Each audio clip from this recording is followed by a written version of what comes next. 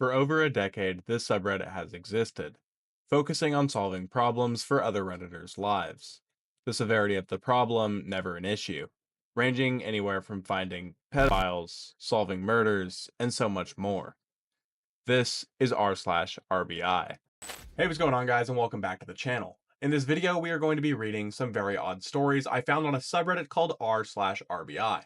If you remember, I did do a video on this in the past, I think about 3 or 4 months ago, so if you haven't watched that video yet, I will leave a link right here. Feel free to click on that and watch that video afterwards. I feel like the intro covered pretty much all of the basics that you would need to know what this subreddit is about, so without any further ado, let's get into this video. Also, before we get into this one, new mic. If you haven't noticed by the tremendous upgrade in quality, we got a new mic. I unboxed this live on stream, so if you missed that and wanted to catch it, or you wanted to catch any of my other streams, I made a third channel. It's called Cloak VODs, has re-uploads from all of my streams over on twitch.tv/cloakyt. Self-promo right there. If you are not followed up, go ahead and hit that follow button. I would greatly appreciate it.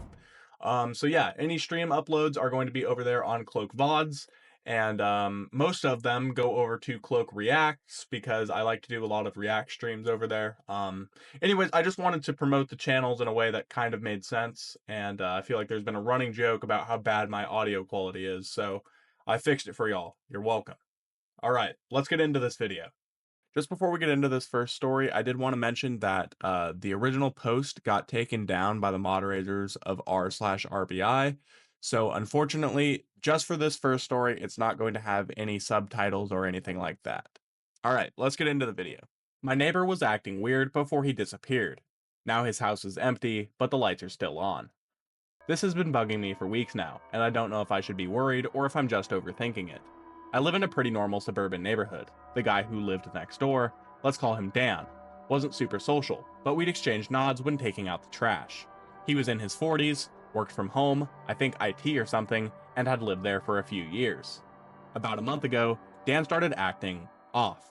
He stopped responding to people. If you waved at him, he'd just stare for a second and then walk inside. He started getting a lot of packages, like multiple deliveries a day. Some were huge boxes, others were unmarked brown envelopes. He covered all his windows with newspapers, not curtains, actual newspapers, taped from the inside. Then, one night, at like 2 a.m., I was up late playing games when I saw flashing lights through my window. I peeked outside and saw Dan standing in his driveway, shining a flashlight into the trees behind his house. Not just a quick scan, he was methodically checking the branches like he was looking for something. That was the last time I ever saw him. A few days later, his car was parked outside, but I didn't see him come or go. No movement inside the house, no lights turning on or off, and after about 2 weeks, I figured he had moved out. But then I noticed something weird.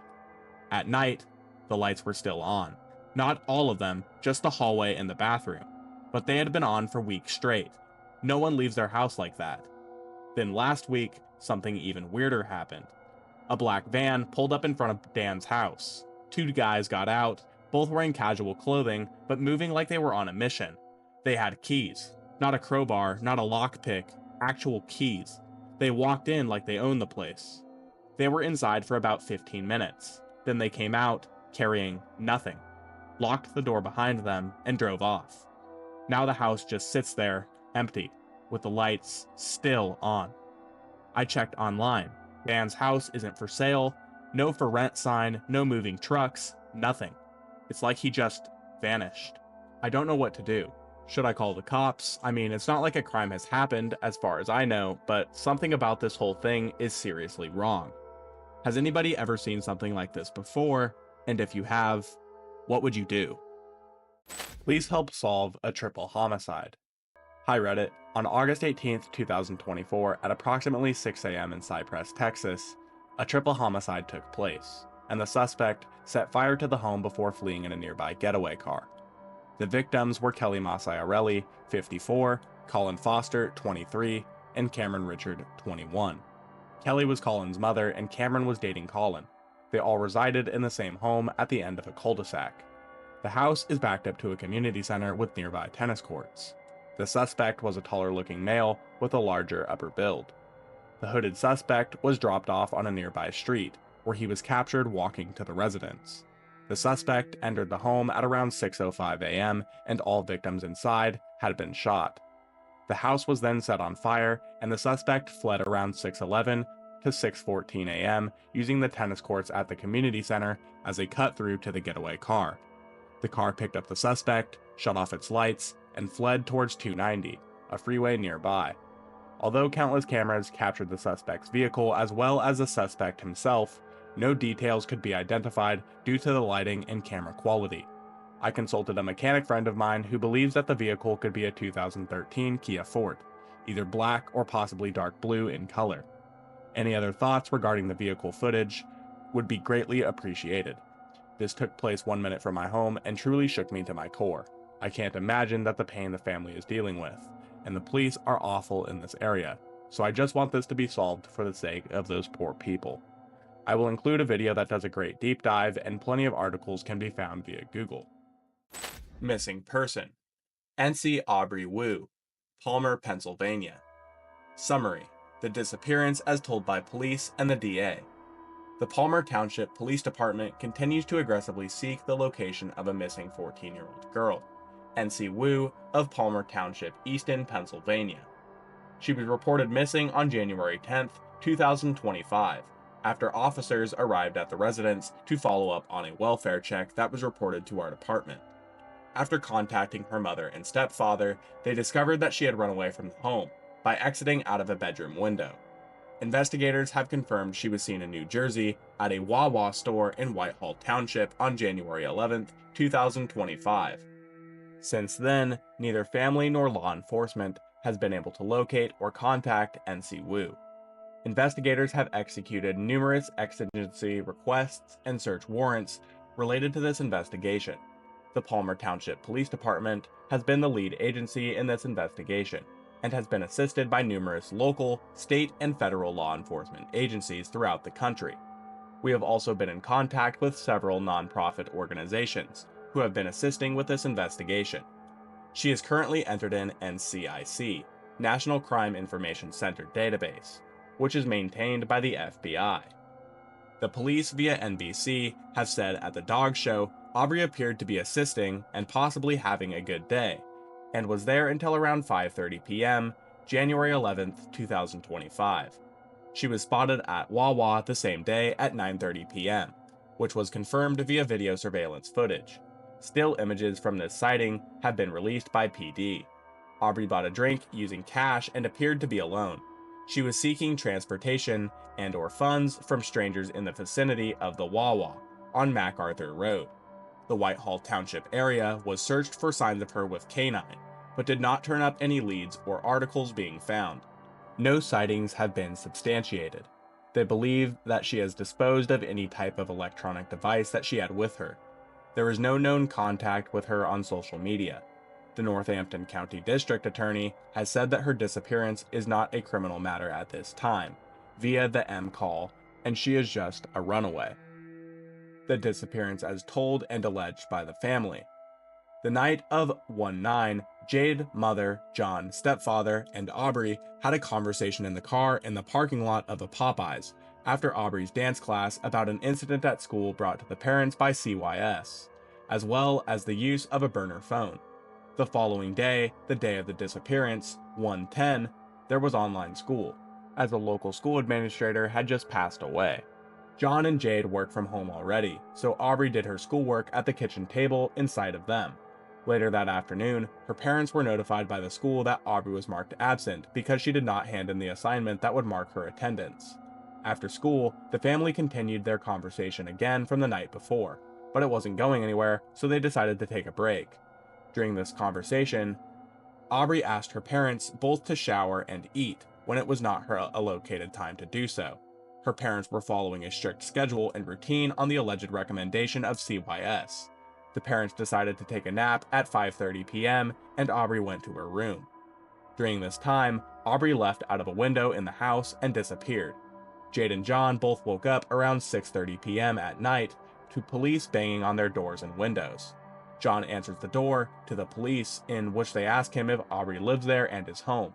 This is when the parents learn that Aubrey was not home. The police enter the home as efforts to find Aubrey begin. The police tell them a welfare check was called for Aubrey by the mother of a boy because the boy typically talks to Aubrey all the time and had not heard from her in 24 hours and was starting to get deeply concerned for her well-being. After her disappearance, the parents found a device of Aubrey's that she had a Snapchat in, which concerning and dangerous activity was occurring. They contacted friends and contacts of Aubrey's. Eventually, the boy who made the welfare check, whose identity was revealed as her boyfriend, contacted John and Jade via a recorded phone call, and then they met in person. The boyfriend and his mother, Redacted, tell them Aubrey came to their home, and then Redacted changed their story to the end of the street, with a disheveled old woman by the name of Redacted, and asked Redacted to take Aubrey, as she was heading to Colorado where her other home resides. Redacted refused to take Aubrey for fear of kidnapping charges. Aubrey goes into the car with Redacted. Aubrey's parents then find out, allegedly via police, that Redacted had found Aubrey on her property in the early morning hours, and then changed to Redacted was walking her dog on the main road and came across Aubrey. Aubrey told Redacted that she was being tortured by her parents, which prompted Redacted to let Aubrey stay with her. Redacted took Aubrey to a dog show in New Jersey. Upon returning, police go to Redacted's house, where she says Aubrey ran out of the back door of her house 20 minutes before. Since then, the parents have gone to neighbors of Redacted for footage of the outside home cameras, such as Ring cameras, to see the interaction between Aubrey, Redacted, and the boyfriend. The parents allege they saw footage of the exact spot the meeting took place, at the end of the street, as well as the front of the home of Redacted, and say no meeting ever occurred, except seeing the police show up to Redacted's house. The parents and those within their Facebook group have publicly accused Redacted of kidnapping, harboring a minor, trafficking, political and financial corruption, a cover-up in tandem with police, and control over the media. They have accused Redacted of trafficking and a cover-up in tandem with Redacted. John and Jade have been sued for defamation by Redacted. John also has 3 charges of harassment against him from this situation. Several people online have also reported to making their own police reports in regard to the harassment from John and members of the Facebook group. Linked to the original post is a separate subreddit covering just information about NC Aubrey Wu. One of the top posts is by user Mal3755, stating, why are we doing another appearance? And why are we doing it with someone who can't even spell uncorked properly? These people show their faces more than their missing child's. Not one time did anyone say we need to go to a certain area and look for her. It's just baffling. Sitting behind your computer with your robe on, talking to people sitting on Facebook is lazy, not beneficial. It seems like a vast majority of the audience is starting to think that this missing girl case is just a big PR stunt for the parents. Tell me what you guys think down below. And alright guys, that's going to be it for this week's video. If you enjoyed, please let me know down in the comment section below. And if you wouldn't mind dropping a like, hitting the subscribe button, and the notification bell, it all helps this channel's eventual goal to reach 10,000 subscribers by the end of the year. And I think we can do it. If you check the graph here, most of you guys are not subscribed. So let's get that graph fixed. I know we can hit this goal. You guys are awesome. Also, once again, I wanted to apologize and really say how much I appreciate you guys for the time on this video. I know it's been 2 weeks since my last upload. I've been working pretty hard on the second and third channel. Now that those are up, I shouldn't have to dedicate as much time towards them. So look for an upload every week. And alright guys, I really don't have too much left for you. I will see y'all next week. See ya.